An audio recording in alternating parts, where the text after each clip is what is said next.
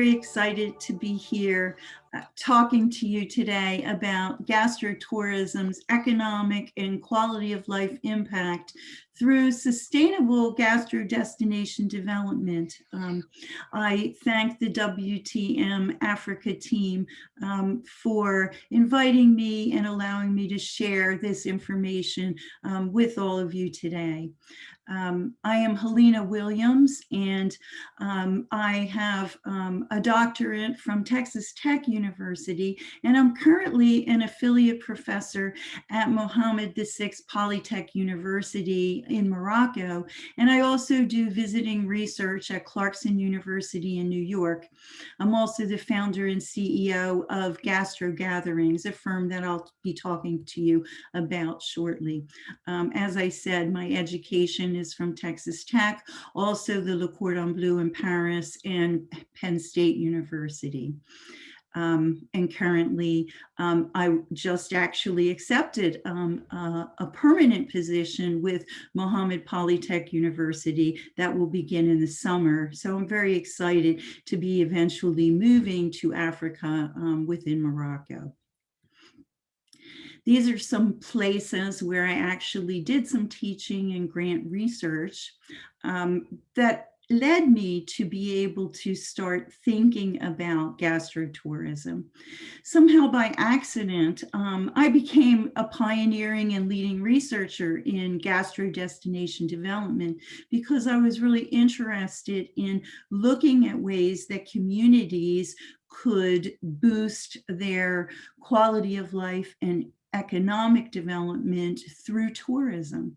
And then I began to be invited to teach and speak and consult internationally at many countries, including what I'm doing today, and most recently in Morocco. So I'm really a researcher and a teacher who began to explore an area of gastrotourism to be able to share what all of you were telling me about what's important in tourism, especially food-related tourism. And I'm the director of Gastro Gatherings, and I put this on the screen now at the beginning of the presentation because as you're watching, if you find you are a gastrotourist or you know of places throughout Africa that are hidden gems that people who appreciate food and food culture would like to explore more, please tune in to gastrogatherings.com and give me that information so that I can share it. Okay, and our consultation really does rely on grants and philanthropic funding and partnerships with universities and development organizations. So if you are interested in exploring more about how gastro experiences can benefit your community, please get back to me at the end of this presentation. So what we'll do today is we're going to talk about three things. What exactly is gastrotourism? Who are these gastrotourists and other stakeholders that support gastro development? And really, let's look at what are the critical steps in sustainable gastronomic destination development. So part one, I'm going to begin by telling you just briefly about my research and my story and how experiential tourism in general relates to gastrotourism, and really looking at the actual local food and drink in various communities. So what did my research set out to do? Well, I wanted to look at the broad concept and the constructs that are part of really the phenomenon of people going to other places to experience food and food culture. Right. And for anyone who's an academic out there watching this, the research itself took a number of years, and it was really grounded in stakeholder theory, where I was looking at anyone that affects or is affected by a new or an expanded gastrotourism initiative at micro levels, which are small businesses or entrepreneurs, as well as macro levels, looking at communities interested in sustainable development. And along with that, I also felt the economic multiplier effect needed to be prominent in everything I was doing. And what do I mean by that? Well, it's the expansion of wealth due to new income coming into a situation or a community, as well as improvements in living standards.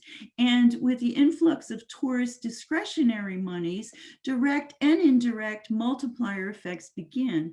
So here's a kind of graphic picture to give you a sense of what I'm talking about. Here at the top, you see these are the people, the tourists, and they're going to pay directly to tourist entities, right? Cruise lines, airlines, and then it drops to entertainment and sports and arenas and conventions and restaurants and banks. And if you look, this whole multiplier effect based on $1 of money coming in, right, from people actually expands throughout an entire community. So, what is gastrotourism? It's the intentional pursuit of authentic, memorable culinary experiences of all kinds while people travel globally, regionally, and even, especially now, even locally. Local people coming to places for more than just a meal, but for an experience.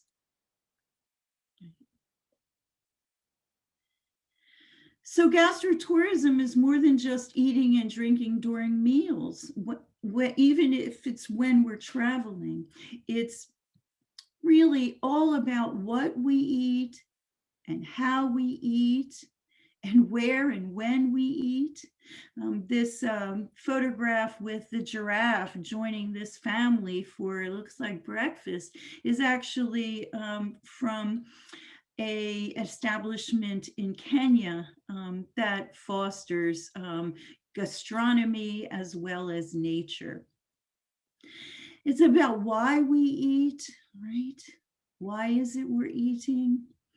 And really, it's the recognition that local foods and culinary practices that happened over time really built the kitchen cultures that are now ripe for discovery by people who want to travel outside of their own little social network and experience new ways of interacting with people through food. So I want you to keep in mind that it's so much more than just eating out when we travel. It's really about the experience we're having through the food. So what are some examples? What am I talking about, right? Well, it's cookery classes and food festivals and foraging expeditions and market tours and maybe winery and brewery tours and chef table dining and tastings of all kinds. Here you'll see a honey tasting, and this is actually a honey tasting done in Kenya.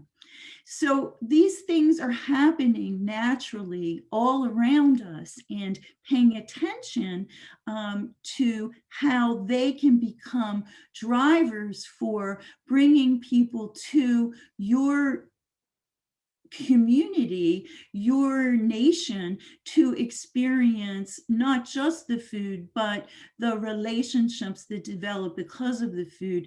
That's all part of gastrotourism. And so where does it fit in the whole travel industry world? Well, it is a specialized tourism subset that engages travelers who intentionally seek memorable, authentic food or beverage experiences. And it becomes a critical component to many kinds of other tourism experiences, especially people seeking experiences, right? So what is experiential tourism? Let's just backtrack a little bit to get a good sense of what that means, right? So experiential tourism is really a global movement where people are seeking personalized meaning through their travel experiences, right? It's active and people participate, and there's a sense of immersion and some level of co-creation around the experience, rather than just passively observing or walking through a museum. It's an immersion of an experience, right? And the ideal experiential travel activities are environmentally sensitive, and they display respect for the culture and the host area. So this is one of the reasons I find this such a pure and valuable way to experience another country, another community. Right. So the goal for experiential tourism is really to achieve a complete participatory experience that provides the new knowledge and an authentic experience. Right? Quality, memorable experiences are the shared outcomes between the tourist, the other guests, the host, and the staff. So the experience includes the people that are met, the places that are visited, and the activities participated in, and most of all, the memories that are created. So experiential tourism merges personal interests of individual tourists into rich immersive moments, and they emerge in a way that gives people these memorable, ultimately memorable experiences that are passed on. Right? And all these experiences that are experiential, that revolve around food, are all part of this experiential travel concept. So let's take a look. What is it I'm really talking about, right? So there's cultural tourism, and you can see even in cultural tourism, people are sharing food and enjoying moments. Nature tourism, there's a beautiful way of enjoying the environment as well as sharing food together. And in ecotourism, we're also interested in not just eating the food, but what happens, how do we handle the waste, and how do we maintain sustainability within a tourism experience. And these photographs, as you can see, are all photographs that I've taken from places that are advertising these particular tourism experiences. And you can see this one in the middle actually is looking at the experience of food intersected with adventure. And that's something already happening. And then agritourism, very obviously is surrounded around food activities, the harvesting as well as the preparation of foods that, local foods that can be eaten and enjoyed together. Then there are even niches within this segment where wine and beverage tourism, people visiting wineries, distilleries, and breweries is a very prominent part of this. And so this idea of gastronomic tourism. What is it that these tourists seek is really the question, right? What is it they're looking for? So obviously, it's all about the food, right? It's the food. And when we look at local food, it becomes a symbol of a destination. So the food really helps us identify. I'm going to show you some photographs of food. And I'm going to ask you, can you identify the geographic areas just by looking at food photos, right? Because local food and meals conjure up perceptions and connections to particular places, right?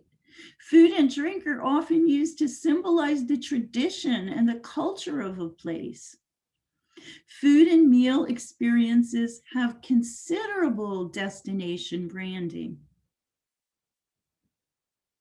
So what country did these food pictures conjure up for you? Right?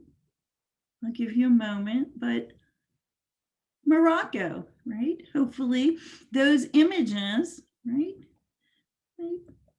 Those images were all foods very traditionally associated with Morocco. So let's try that again. Here's a different picture of a different type of food. So beautiful. So what are these photographs conjuring up? And now we have names of some of the foods. Right? Here we go. And it's important to also consider the drinks that are part of your community. Right?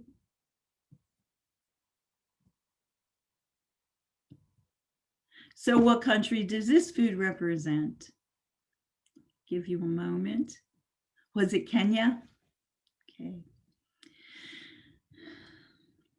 So why are these food images important? Well, here's an example of one of the popular foods in Morocco that are served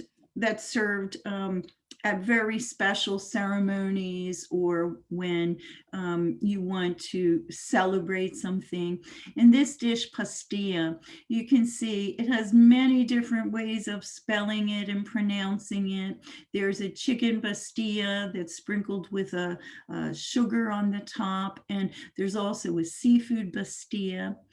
And regionally, they look just a little bit different, or they're created differently in different families or households or towns or communities. And this regional difference is really something that attracts gastro-tourists as well. In India, there's a dish, a little soft bread that is called idli. And I learned to eat idli for the first time in the United States when a good friend of mine from graduate school took me to an Indian restaurant where nothing was written in English, and he introduced me to idli. And then later I learned that idli is done differently and served differently throughout all of India. If you can see in the top right-hand corner, this map is divided into northwest, south, northeast, and east culinary regions. And each of these culinary regions have slightly different ways of preparing food, particularly whether they're serving idli with chutney or with sambar, which is a spicy soup, right? And so having a map that gives you a sense of the food culture is one step towards becoming a gastro destination. And so then I looked at some of the foods available throughout Africa, and the ugali is something that's a very dish that's served in many communities, and it looks differently and it's served differently, depending on where you are and who's creating the food. And so something like this becomes really a regional destination, branding potential for a community, as well as for sharing in this preparation, as well as the enjoyment of the food.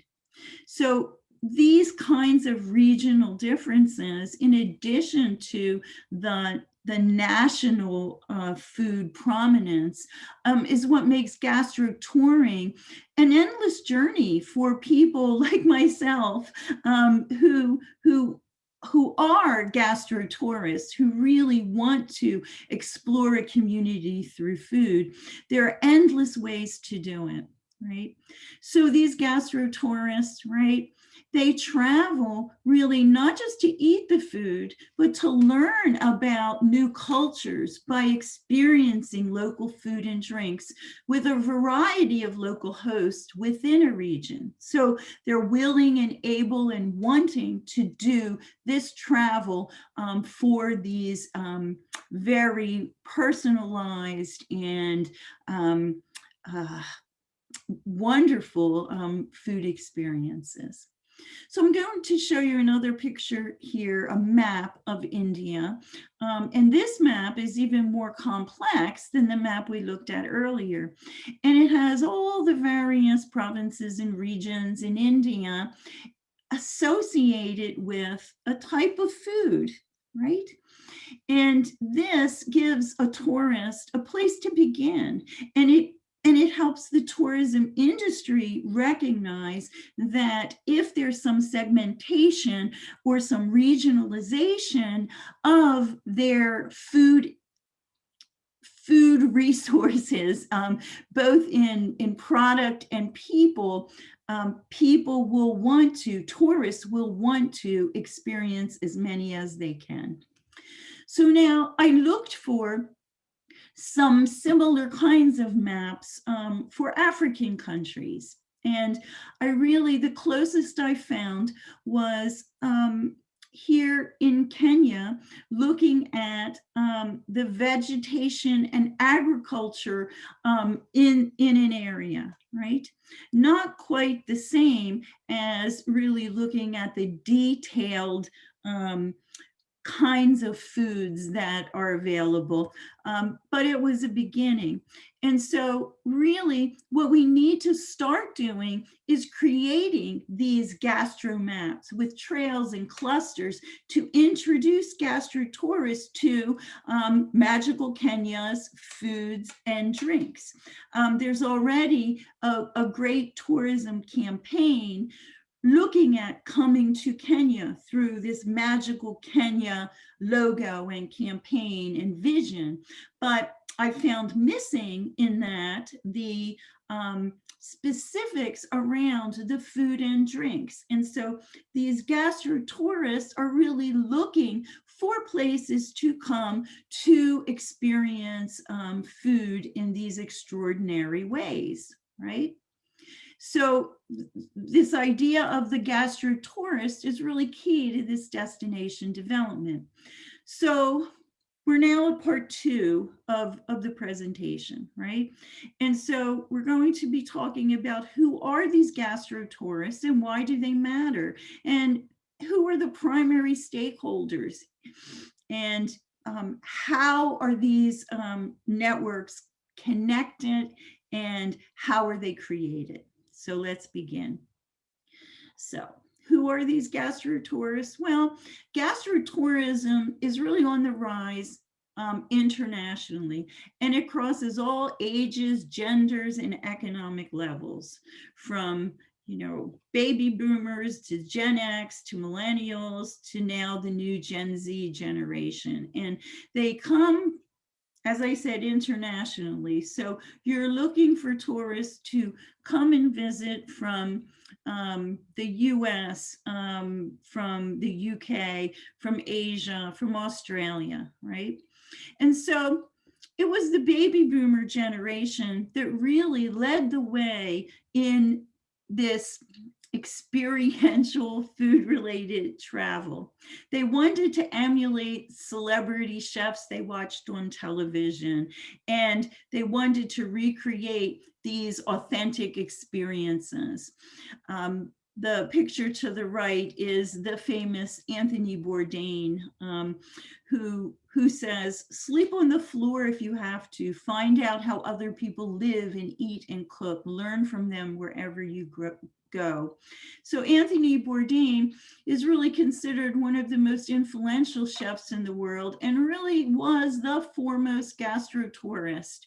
And back in 2018, he actually chose to travel to Kenya with his filming crew and visit a number of restaurants and various food-related experiences. And he's called Nairobi a technicolor, right? It's dynamic, it's changing, it's incredible. And he went through various experiences. And these are the kinds of things that other generations now are wanting to do. The Gen X generation actually grew up with the term foodie, and they were the first generation to take these immersive experiential trips that they planned online all by themselves, right? They were the first food bloggers, right? And then the millennials, right? Over 50% of millennials self-identify as foodies, and they would rather attend food festivals than music festivals. And they're always taking photographs and posting pictures about their food experiences. And the new Gen Z gastro-tourist, they actually view travel as a priority, and they move comfortably across borders. They rank travel and seeing the world as the most important way to spend their money, right? So all generations, right? And why are gastro tourists important? Well, they travel more often than your regular generic traveler. They stay longer, they spend more money, they create more word of mouth. They're always posting on social media. And they tell us if there are 6 or more foodie experiences within a 2-hour travel time, they will come and stay overnight, and they will bring their discretionary money with them, right? There are few significant generational differences between gastro-tourists, except that the millennials travel in larger groups. And they also tend to spend slightly more per person during their delivered travelers. So something interesting to keep in mind. So what actually is a foodie? Well, one definition of the term foodie refers to people who enjoy and appreciate food a lot and also enjoy the process, even if they don't cook themselves. So to them, eating is more than just nourishment. They appreciate and want to learn and talk about the ingredients and techniques that go into the foods they eat. They eat out, they cook in, they do both. They generally want to talk about the food that they eat or prepare. So some of them, but not all of them, also share photographs and write blogs. So using this definition, take a moment. Raise your hand. If you're in the audience, I would ask you to raise your hand if you think you're a foodie, right? If you believe you're a foodie. Generally, more than half of the people raise their hand. So it's interesting, we're there. And then let's take it a step further. Are you a gastro-tourist? Well, the word gastro-tourist is really a new term that's starting to be used in the tourism industry. You might also hear gastronomic tourist. And it really refers to, as I said earlier, someone who deliberately travels internationally, regionally, or even locally to experience authentic cuisine. And that means food and beverages in memorable ways. So gastro tourists like to go to food festivals and visit vineyards and microbreweries and take cooking classes and do an assortment of other food related activities, spice markets, foraging, farm to table, farm to fork events, even boat to fork events. They dine at chef tables. So again, thinking about this definition and the kinds of activities, have you ever been a gastro tourist yourself? Think about it, right? And so if I was with you, you would raise your hand.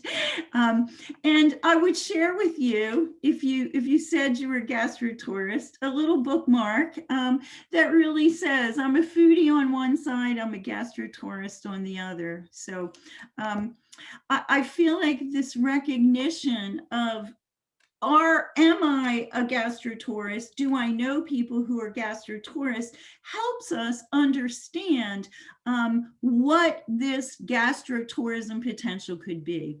And so here we're looking at gastro tourists being both deliberate and incidental. And that's a very key part. A deliberate tourist actually is planning things ahead of time, routinely plans holidays, vacations, and excursions to participate in food or beverage experiences. But the incidental gastro tourist might be someone who comes to your area to visit friends or family, or on a business trip, or even for a medical procedure or a sports event or a music or art event. And then they will also try to find gastro tourist activities that they can be a part of. And why is that important? Well, when I ask people in my research to explain and tell me whether the trip that they remember spending the most money on, were they deliberate or incidental, 42% said it was an incidental trip.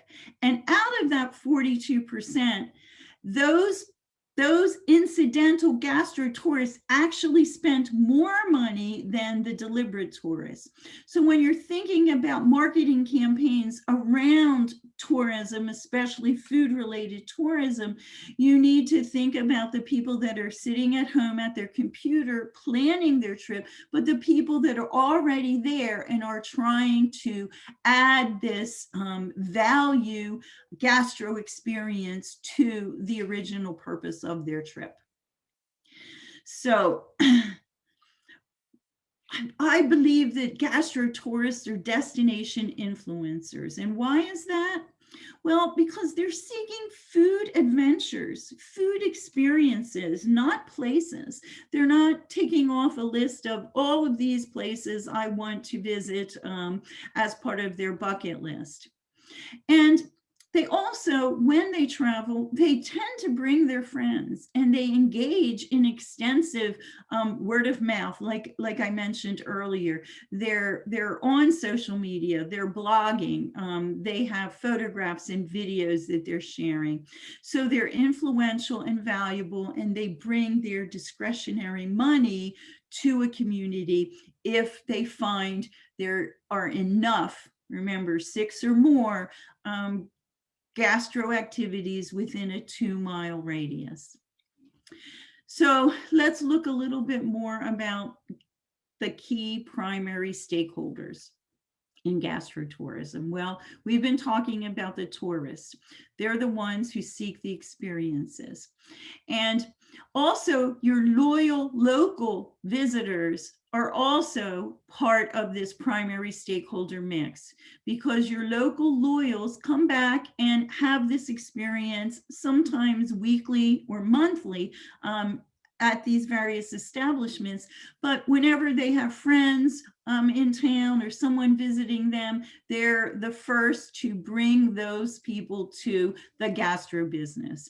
And the second primary stakeholder is the owner or the manager of the gastro businesses.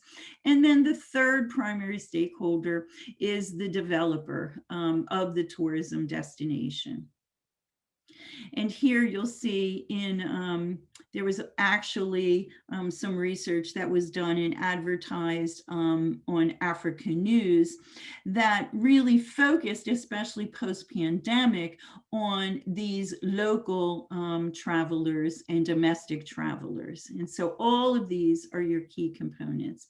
So what do the gastrotourists tell us? Well, the most important thing to remember is that if the planning was easier, we would travel more often. They didn't say, I don't have enough money to travel. They said, if the planning was easier, we would travel more often. Right? And so that leads us to the factors that frustrate gastrotourists while they're planning. The number one was there was no actual phone number. They couldn't talk to a person. They do like to do everything online, but at some point, not speaking with a human person was a detriment in the planning.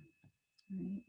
And so they came up with some suggestions for easier planning, right? They want the professionals in the tourism industry to get more involved in understanding gastrotourism so that the planning is easier. They want better communication with the businesses that are providing the experiences. Of course, they want to use technology. And they were all asking for a digital platform for accurate updating information on gastro destinations that went beyond just places to go to eat a meal. And so as part of my Gastro Gatherings project, we are in the initial stages of pulling together destinations across the globe that have 6 or more gastro attractions that meet minimum infrastructure and memorability criteria, which I'll be talking about in a minute, but we're working on creating this app. So if you know of places in Africa that I should be adding to this, please check us out. The website is gastrogatherings.com. And so what were the other suggestions for easier planning? Well, accurate price information and some clear promises around authenticity and safety assurances, especially now post-pandemic. And of course, adequate, reliable transportation to get there. And we'll be talking about all of those items later. But what did the gastro host tell us? Well, the gastro host told us that in order to survive or thrive, they need a core of local loyal people that come consistently. And that needs to be about 40 or 50% of their customer base. But they also need this steady stream of tourists, about 50 to 60% of their customer base, right? And so, making sure that you're visible and able to attract easily these tourists who actually want to come becomes very integral to the sustainability and the success of any gastro destination development enterprise. And so speaking of development, what do the developers tell me that they value most about gastrotourism? Well, it boosts local economies through new outside of the area monies. It creates local jobs and skilled workforces. And especially in developing countries, it elevates the local living standards such as potable water and sewage management in order to attract and satisfy tourists. Local citizens will also benefit from any improvements that are put into the infrastructure. And that point was one of the main reasons I began researching this area. If tourists come, the area, their improvements because of this idea of bringing tourists in will also help local citizens. And before any tourist initiatives begin, it's good to look at various quality of life indicators. For the tourist to feel safe about coming to a destination, they need to feel confident in the water quality and the sanitation processes, right? And so you would be looking at those in the year of your initiative, and then how those areas have improved as tourists continue to come.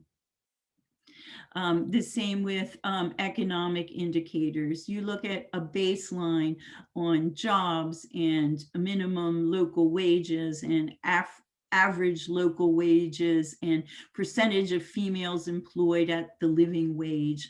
All these become these economic indicators for a community to use to judge how any initiatives they create are really impacting the community in a positive way.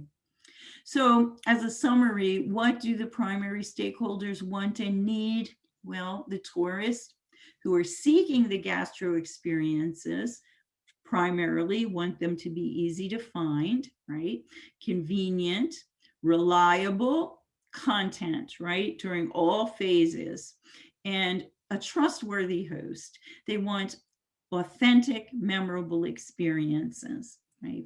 And the owners and the managers, they want this steady flow of out of the area tourists, right? So they want the tourists, right? To supplement their local loyal customers to strengthen their brand image. They want more revenue, more profit, and they want an elevated status, and they want some cost sharing with partners who are also part of that 6 or more cluster, attracting these tourists to these businesses.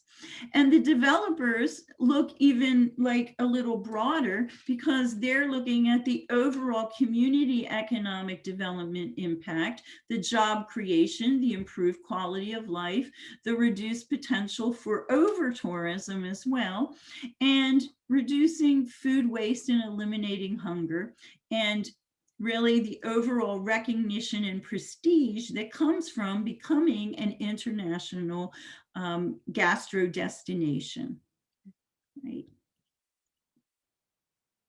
And again, we don't want to forget about the local loyals who will contribute to the atmosphere and will contribute to the ongoing sharing of food experiences. All right. So I've been mentioning sustainable gastro destination development, right? And so now we're at part 3 of this presentation.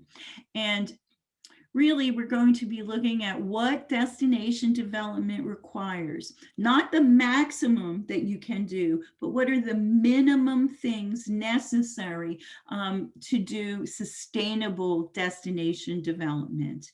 And we're also going to look at the minimum infrastructure assessments, and looking at identifying stakeholders and memorability attributes, talking again about the 6+ gastro cluster, having more than one place, having at least a minimum of 6 places that cluster together.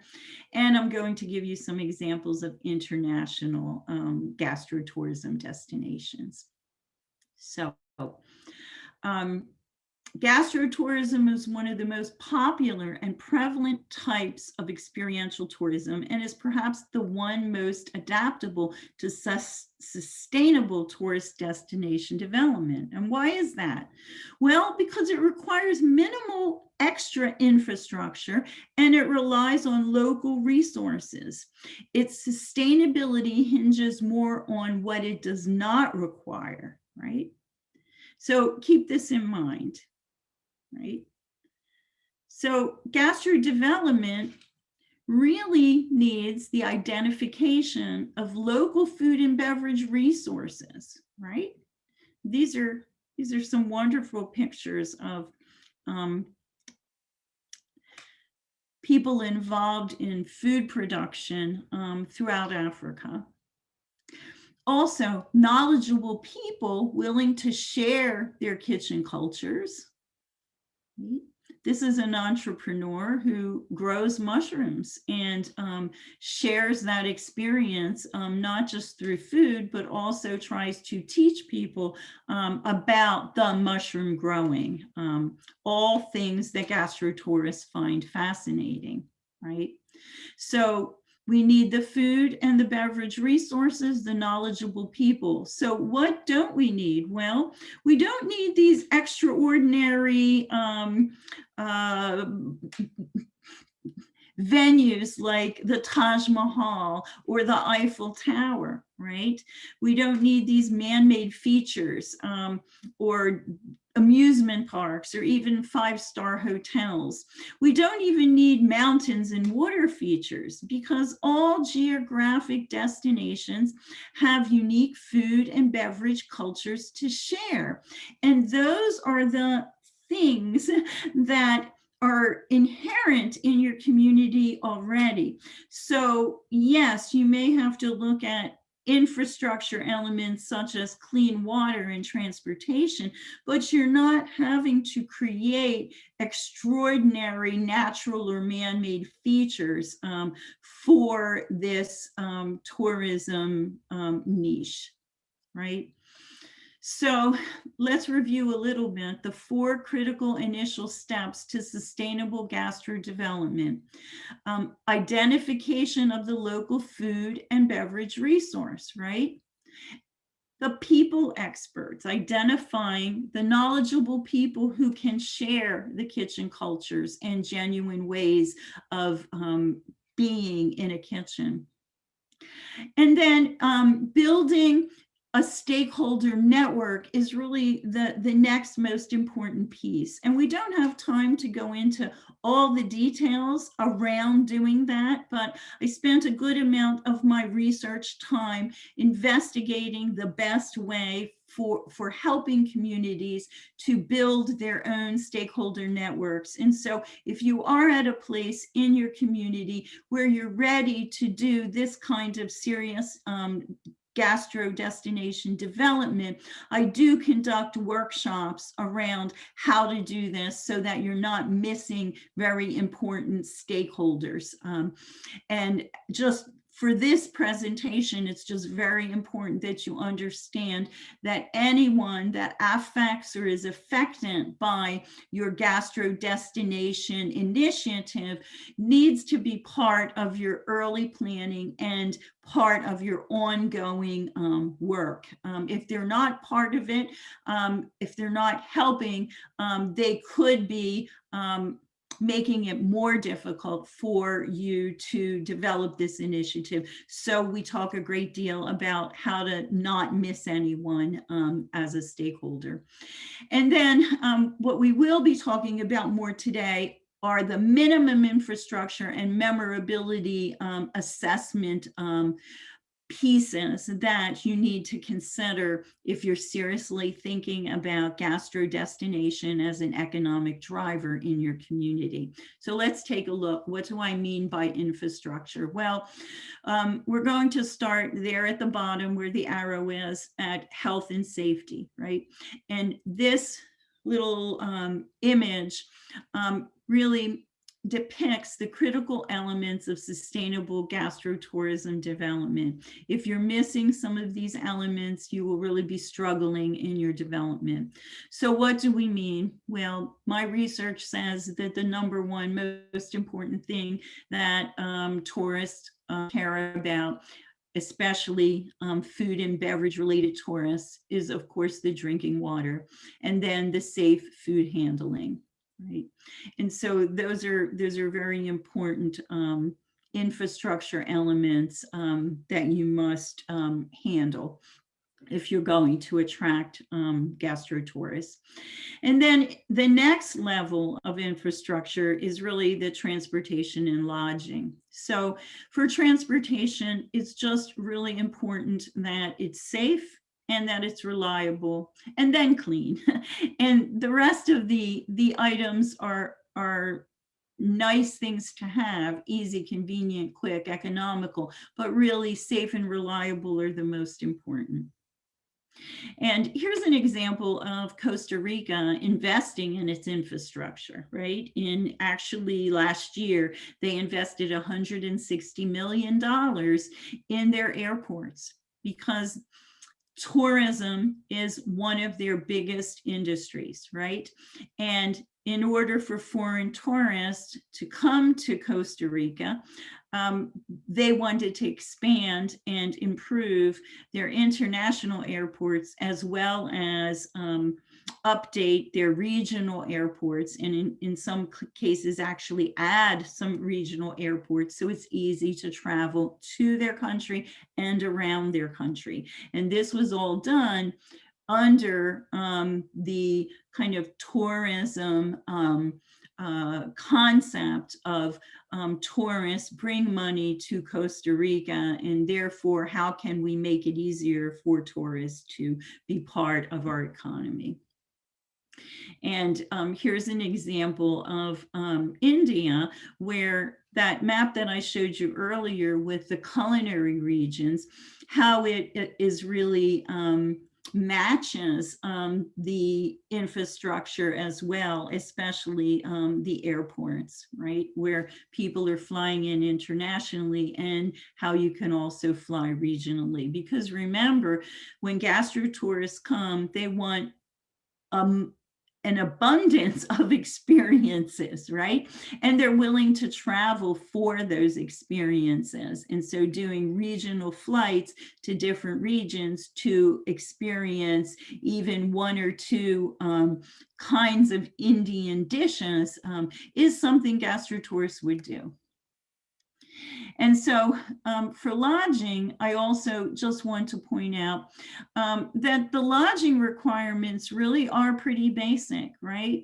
They want it to be clean, again, reliable. They want it to be safe. They want the staff to be friendly, right? They want some comfortable beds, but they're not asking for 5-star hotel accommodation, because these travelers who consider themselves gastro tourists want to come to experience the food. And as Anthony Bourdain said, you know, sleep wherever you need to experience this food, because it's such an incredible life-changing experience when you are dining and experiencing food with people in different communities. Right. And so then the next infrastructure level is communication, right? And the most important thing is Wi-Fi on site, translations into native languages, and of course, internet while you're planning, right? So I want to spend a little bit of time now at the very top of this triangle, right? The memorability aspects. Let's assume all of the health, transportation, lodging, communication, infrastructure pieces are adequate, right? They're there. People will be able to access that. But the things at the top, right, are what going to are the things that will bring people to your destination. And so my research says that there are 7 attributes linked to memorability. The planning and traveling and experiencing and reflecting parts of every trip are significant. And the deliberate and the incidental tourists that I talked about earlier contribute to this overall sense of memorability, right? But the 5 key features begin with authenticity in the center of that red triangle, right? And then they branch out to co-created relationships and activities and sociability, right? Who are you socializing with? The people you came with, the people you meet, as well as the staff that are helping to create this experience with you. Having some food risk taking seems to be something that most gastro tourists want as part of their adventure. And really then having some emotional response or some emotion while you're in any of those phases of traveling, even when you're planning, when you're traveling, when you're experiencing. If you have this sense of awe or delight or just an overwhelming connection to other people, those are the things that we've learned through research that make something memorable. And when something is memorable, people will talk about it more. I do have a listing here of some of the sub elements. And let's just look at foodie risk taking as an example. They're looking at the desire to taste and prepare new, exotic, unusual foods and beverages. They're willing to experiment. They're willing to travel to extreme locations. And luxury accommodations are not requirements. And so every one of these items has been broken into sub items. And I'll just leave them for a moment on the screen, but you will be able to kind of go back to this as you're viewing it if you want that in more detail. Right? Traveling with friends, traveling with like-minded strangers, friendly, helpful, knowledgeable support staff, all around sociability. And we're going to talk about authenticity next a little bit, so we'll go there. All of those items, enjoying the food, tasting, unique cuisine, are all really, really very important. But if you notice at the very top, having fun is the most important reason these travelers, gastro travelers, seek these opportunities. They want to have fun by doing all of these things, right? And so you have to keep that in mind. They want hands-on experiencing, they want new recipes, they want casual dining experiences, they want to watch and experience cooks and chefs, they want to learn about a new culture, they want to co-create the experience, and they want a local or regional host to be there with them. They want it to be authentic. Right? Okay, and so now we talked about all the attributes, but I want to bring us back to this idea of cluster formation, because this really is the fundamental piece that communities need to consider if they want to become gastro-tourism destinations, right? So in this grid, you can see that we're looking at these little businesses here, at least 6, right? 6 or more of these businesses within a travel radius of 2 hours. So here you have your gastro tourists, right? They're going to enter this community, this 2-hour radius, and they're going to go from business to business to activity to activity. They're going to be talking about it. They're going to be encouraging other people to come to it. And these businesses then are part of an infrastructure and a network of support to help them create the marketing campaigns and the visions and the promises that these gastro tourists require. And you'll see once they begin this infrastructure networking, each one of these businesses can then begin additional clusters that go out and beyond based on geography.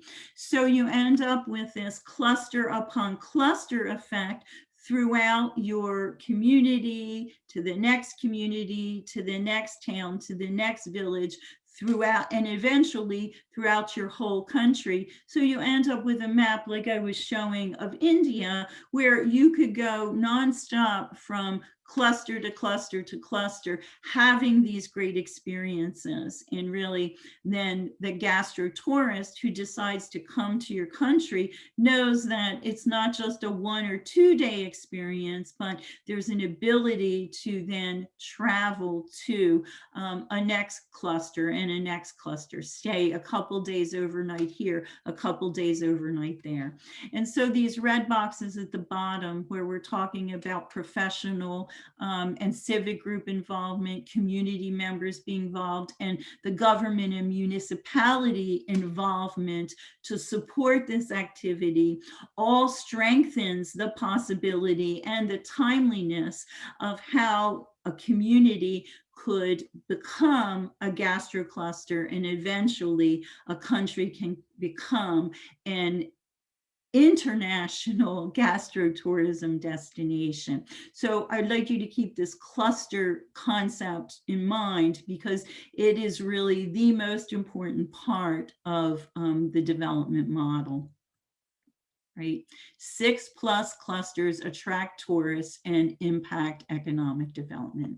So we're going to review the steps for beginning local gastro destination development. We talked about first the food and beverage resources and expert identification. Working on a stakeholder model begins.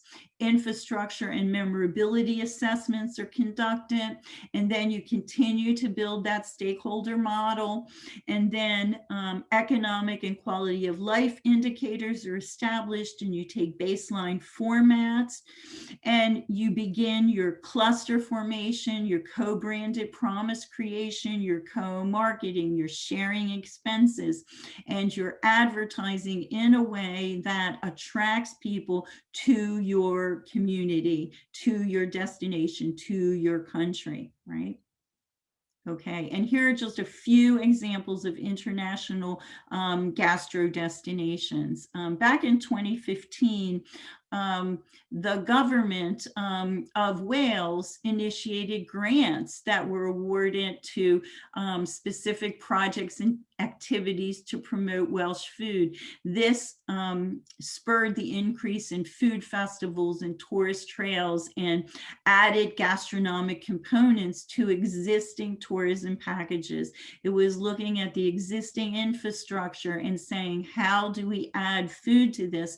Because there was, back in 2015, a realization that food-related tourists come to your country, spend more money, stay longer, right?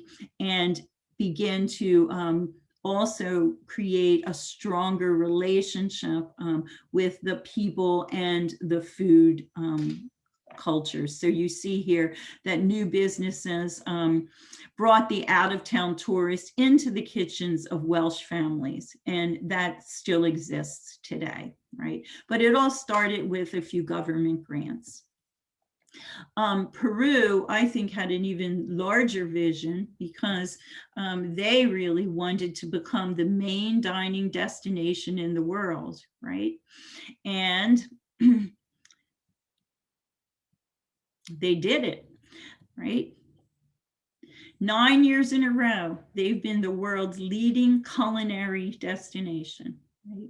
And so I show this to you because it started with a vision. It didn't start with being the leading culinary destination. It started with the desire to be that thing, right? And so these were other nominees in 2020 for this award. And again, Peru was, for the 9th year in a row, the #1 nominee, right? And I don't really see any African countries on there, right? But here we have, I've been doing some work in India. So here's a proposed vision for India, right? To positively impact local Indian economies and living standards through new or expanded gastrotourism destination development that highlights India's world-class regional cuisines and unparalleled hospitality, right? Clearly a picture of India, food-related, beautiful. And so here's a possible vision for Kenya, right? Possibly we can say by the year 2030, Kenya will be recognized as a top international gastro destination. And what would that mean? It's a new gastronomic destination, right? To positively impact local Kenyan economies and living standards through new or expanded gastrotourism destination development that highlights Kenya's indigenous and traditional regional regional cuisines, and incredibly warm and generous hospitality, right? Those are the things that will draw gastro tourists and even tourists at large to Kenya for this incredible, memorable experience. Again, creating a map that people could see quickly that Kenya's food is part of something special that can be experienced, right?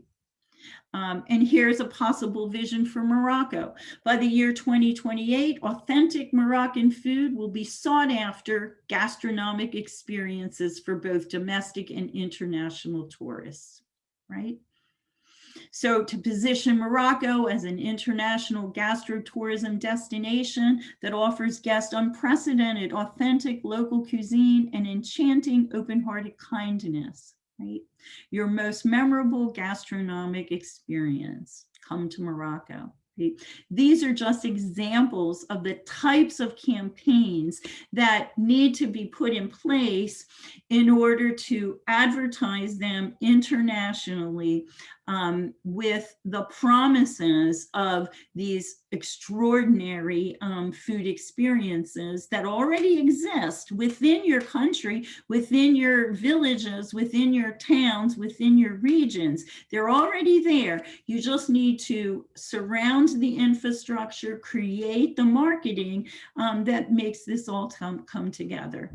So if you're a gastro tourist and you want to be part of this journey that I'm on, that I created, please consider adding your information to my Gastro Gathering site. If you know of any places within Africa that should be part of my GastroNet, please, there's a place on this website that you can upload that information. If you're interested in really just exploring this area further or getting to know gastro tourists, I think just understanding the mentality of why people want to do this is so important, right? You can read this kind of little, almost a poem of the words that epitomize these gastro tourists, right? And at the very end of this, as they cook and then dine with each other, strangers no more. So it's not just about economy, and it's not just about local quality of life. It's also about the integration of people from outside of your community, understanding your community through your fabulous food experiences and the experts in your community willing to share their personal stories. It is about the story. My research colleagues and I are also working on a presentation that addresses gastrotourism destination development and the 17 UN Sustainable Destination Development Goals for 2030. So if you're a researcher or you're just interested in this area and you want to collaborate on this with me, please just reach out to me through my Gmail at Gastro Gatherings. Again, I'm Helena Williams, and it has been a sincere pleasure sharing all of this information with you remotely. I look forward to a day in the near future where we'll be gathering together face to face so that we can have more personal exchanges. And it's very difficult talking about food without sharing food with each other. So I look forward to a time when we'll be able to share and have rich discussions and question and answer sessions as well.